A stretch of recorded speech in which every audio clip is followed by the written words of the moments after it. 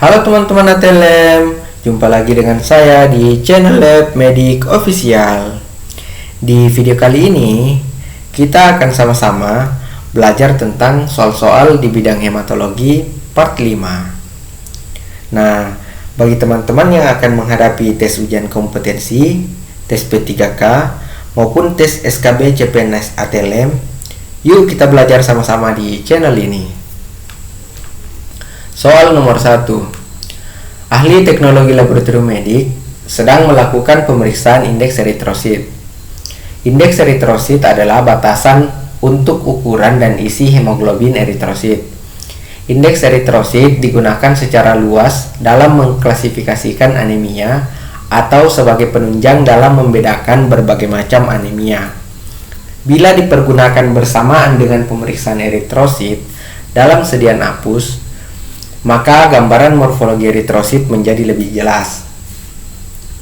Hasil yang didapatkan ATLM tersebut, jumlah eritrositnya 4,5 juta per mikroliter darah, kadar hemoglobinnya 13 gram per desiliter, dan nilai hematokritnya yaitu 38%.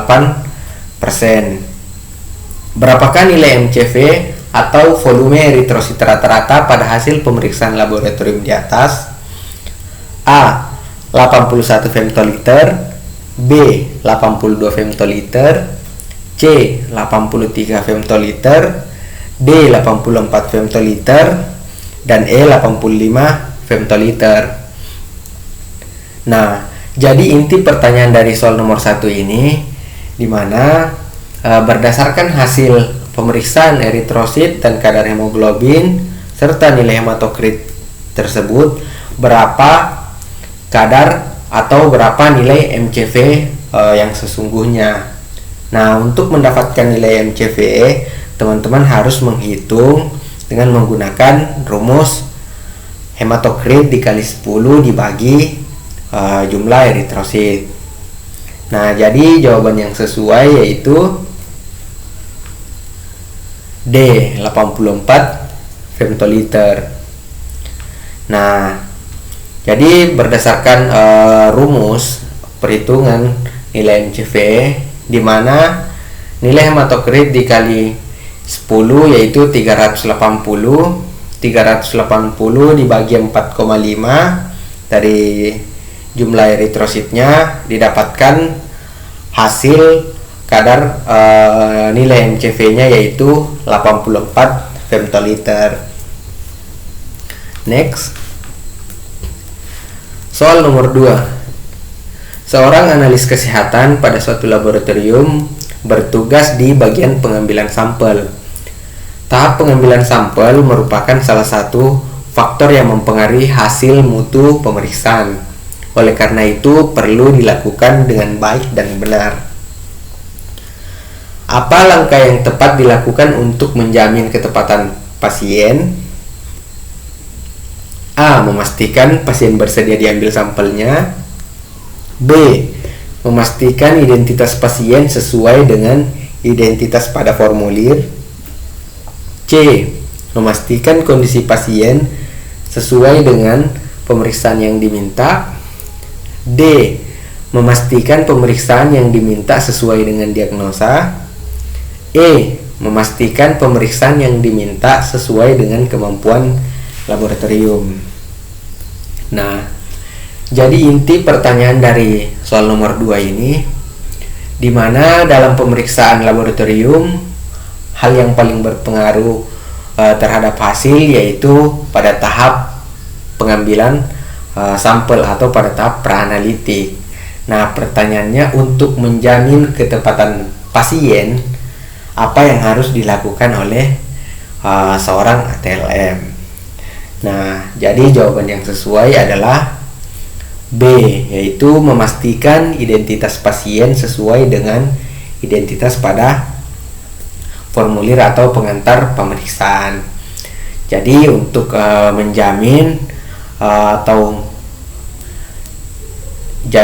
menjamin ketepatan pasien, kita harus memastikan apakah identitas pasien sudah sesuai dengan formulir yang dia bawa.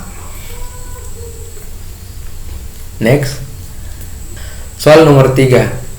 Seorang analis kesehatan melakukan kegiatan pengambilan darah untuk pemeriksaan hemostasis. Pengambilan dilakukan dengan model vacuum-thinner. Pertanyaannya, tabung warna apa yang harus dipersiapkan untuk menampung darah tersebut? A. Kuning, B. Merah, C. Biru muda, D. Hijau, dan E. Ungu. Nah, jadi inti pertanyaan dari soal nomor 3 ini dimana apa warna tabung atau warna tutup tabung yang sesuai untuk pemeriksaan hemostasis.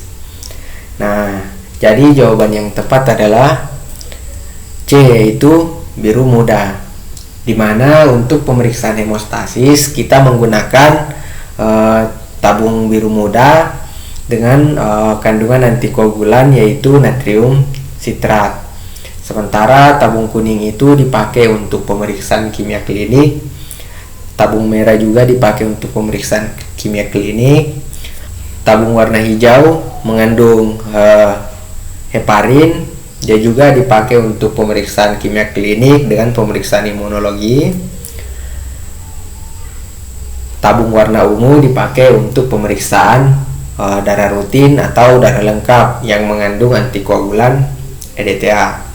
Nah, jadi untuk pemeriksaan hemostasis yang paling tepat adalah tabung tutup biru muda. Next. Soal nomor 4. Seorang flebotomis dalam melakukan tindakan desinfektan pada kulit yang akan ditusuk dapat digunakan bahan-bahan desinfektan yang tersedia di lapangan. Pertanyaannya, bahan antiseptik apakah yang mempunyai kelebihan aktivitas melawan bakteri mempunyai sifat yang cepat? A. Hexachloropen, B. Chlorhexidin 40%, C. Alkohol 70%, D. Iodium 3%, E. Betadine. Nah, jadi inti pertanyaan dari soal nomor 4 ini dimana sebelum melakukan flebotomi harus dilakukan desinfektan terlebih dahulu. Nah, antiseptik apa yang paling cepat untuk melawan aktivitas bakteri sehingga bisa dipakai dalam proses flebotomi? Jadi jawaban yang tepat adalah alkohol 70%. Nah, jadi dalam proses flebotomi untuk melakukan desinfektan kita menggunakan alkohol 70%. Next. Soal nomor 5. Petugas flebotomi melakukan pengambilan darah vena yang digunakan untuk pemeriksaan hitung jumlah sel leukosit, hitung jumlah sel trombosit, hitung jumlah sel eritrosit, hitung jenis leukosit, pemeriksaan nilai hematokrit, dan pembuatan sediaan hapusan darah tepi. Pertanyaannya, tabung vakum manakah yang dipilih untuk keperluan tersebut? A. Biru, B. Hijau, C. Ungu, D. Merah, dan E. Abu-abu. Nah, jadi inti pertanyaan dari soal nomor 5 ini dimana untuk pemeriksaan hitung sel leukosit, trombosit, eritrosit, jenis leukosit, hematokrit, dan pembuatan sediaan hapusan darah tepi, tabung apa yang harus digunakan pada saat melakukan flebotomi? Nah, jadi jawaban yang sesuai adalah yaitu C, di mana tabung warna ungu, yaitu tabung warna ungu. Di mana untuk pemeriksaan hematologi kita menggunakan tabung warna ungu dengan antikoagulan EDTA. Next. Soal nomor 6. Pemeriksaan laboratorium hitung jumlah sel eritrosit dengan menggunakan pipetoma, di mana darah dengan penambahan antikoagulan dihisap sampai tanda 0,5 dan ditambahkan reagen sampai tanda 101. Setelah dihomogenkan, dibuang 4 tetes dan sampel dimasukkan ke kamar hitung infrared Neubauer dan dihitung pada 5 kotak sedang. Pertanyaannya, berapa pengenceran dalam pemeriksaan hitung jumlah sel tersebut? A. 10 kali, B. 20 kali, C. 50 kali, D. 100 kali, E. 200 kali. Nah, jadi inti pertanyaan dari soal nomor 6 ini, untuk pemeriksaan hitung jumlah eritrosit manual, kita menggunakan pipet toma eritrosit. Nah, berapa faktor pengenceran dari penggunaan pipet toma eritrosit dengan darah di pipet sampai tanda 0,5 dan pengencer sampai tanda 101. Nah, jadi jawaban yang sesuai adalah 200 kali.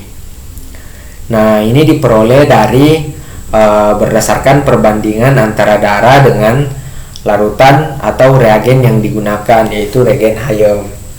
Nah, di sini darah dihisap sampai tanda 0,5, sedangkan reagen dihisap sampai tanda 101, di mana rumus untuk menghitung pengenceran atau faktor pengenceran yang diperoleh dari perbandingan ini yaitu 101 dikurang 1 dibagi 0,5. Nah, 101 ini kenapa harus dikurang 1?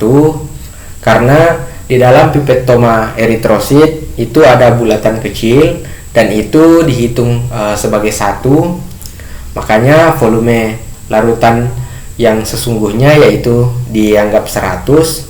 Nah, ketika dihitung 101 kurang 1 sama dengan 100 dibagi 0,5, yaitu sama didapatkan hasil 200 kali, dimana faktor pengenceran untuk hitung jumlah eritrosit yaitu 200 kali. Next, soal nomor 7. Pasien dengan diagnosa demam berdarah dilakukan pemeriksaan rutin darah lengkap dengan menggunakan alat hematologi analyzer, di mana pada pemeriksaan ini jumlah trombosit yang ditemukan adalah 80.000 sel per mikroliter darah. Apa yang dilakukan untuk memvalidasi hasil tersebut? A. Mengkocok sampel, B. Mengulangi pengambilan darah, C. Hasil sudah valid karena sudah sesuai dengan diagnosis, D. Melakukan konfirmasi hasil dengan hapusan darah tepi, E. Menyerahkan hasil tersebut kepada dokter yang bertugas. Nah, jadi inti pertanyaan dari soal nomor 7 ini, di mana ada pasien dengan diagnosa demam berdarah, setelah dilakukan pemeriksaan darah rutin didapatkan jumlah trombosit 80.000. Artinya jumlah trombositnya di bawah nilai normal atau rendah. Nah, sebagai seorang analis, apa yang harus dilakukan untuk memvalidasi atau memastikan hasil tersebut? Sebelum dikeluarkan harus dipastikan terlebih dahulu. Nah, jadi jawaban yang sesuai yaitu D. Melakukan konfirmasi hasil dengan hapusan darah tepi. Nah, jadi sebagai seorang ATLM, ketika kita mendapatkan kasus di mana ada pasien dengan diagnosa demam berdarah dan setelah dilakukan pemeriksaan di alat hematologi analyzer ditemukan kadar atau jumlah trombositnya rendah, maka untuk memastikan kita konfirmasi lewat hapusan darah tepi. Next, soal nomor 8. Pemeriksaan ini memiliki 3 penggunaan utama, yaitu sebagai alat bantu mendeteksi proses peradangan, memantau perjalanan penyakit, dan penapisan peradangan. Pemeriksaan ini relatif tidak sensitif dan spesifik karena dipengaruhi banyak faktor teknis. Pemeriksaan ini dapat digunakan menggunakan tabung Westergren dan tabung Winthrop. Apakah nama pemeriksaan tersebut? A. LED, B. Hematokrit, C. Indeks eritrosit, D. Bleeding time, E. Clotting time. Nah, jadi inti pertanyaan dari soal nomor 8 ini dimana untuk pemeriksaan yang menggunakan tabung Winthrop dan Westergren, apa nama pemeriksaannya? Nah, jadi jawaban yang sesuai adalah A, yaitu pemeriksaan LED. Dimana pemeriksaan LED itu kita menggunakan tabung Westergren dan atau tabung Winthrop. Next. Soal nomor 9. Risa, seorang ATLM, bekerja di laboratorium klinik dan melakukan pemeriksaan dengan cara memasukkan campuran darah, EDTA, dan NaCl 0,85% ke dalam tabung Westergren dan diletakkan pada rak Westergren dengan sikap tegak lurus. Kemudian hasilnya diamati setelah ditunggu beberapa saat atau setelah ditunggu 1 jam. Apakah yang dibaca untuk mendapatkan hasil pemeriksaan tersebut? A.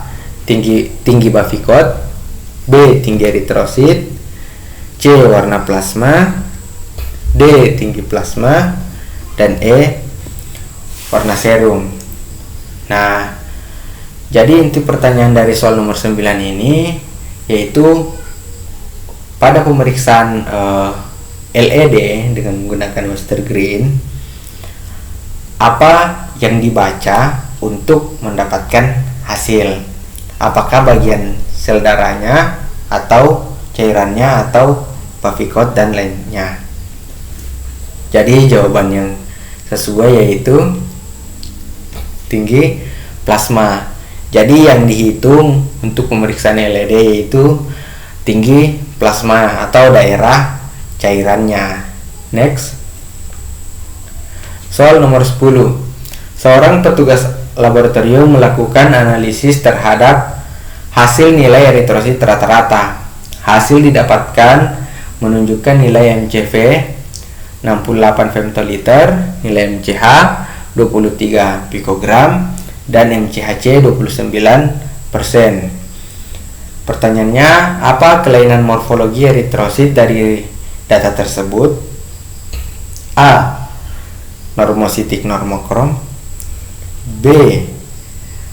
Makrositik normokrom, C.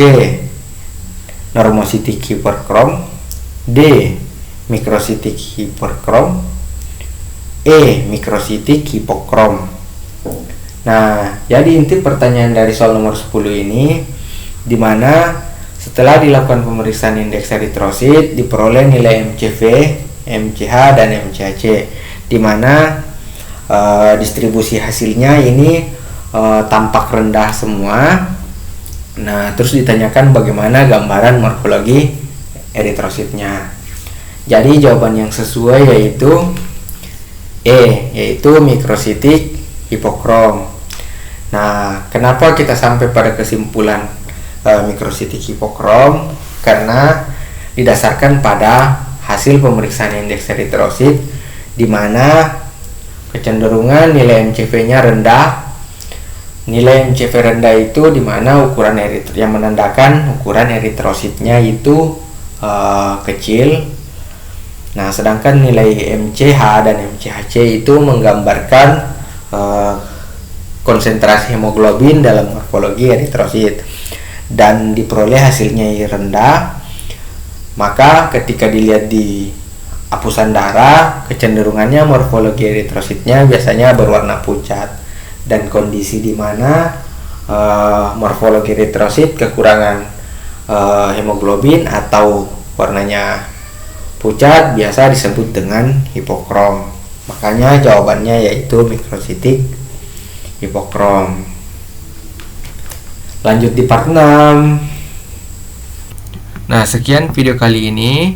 Semoga bermanfaat bagi teman-teman yang mau request video apa yang harus dibuat untuk di video selanjutnya. Silahkan komen di kolom komentar ya. Jangan lupa klik like, share, dan subscribe ya teman-teman. Makasih.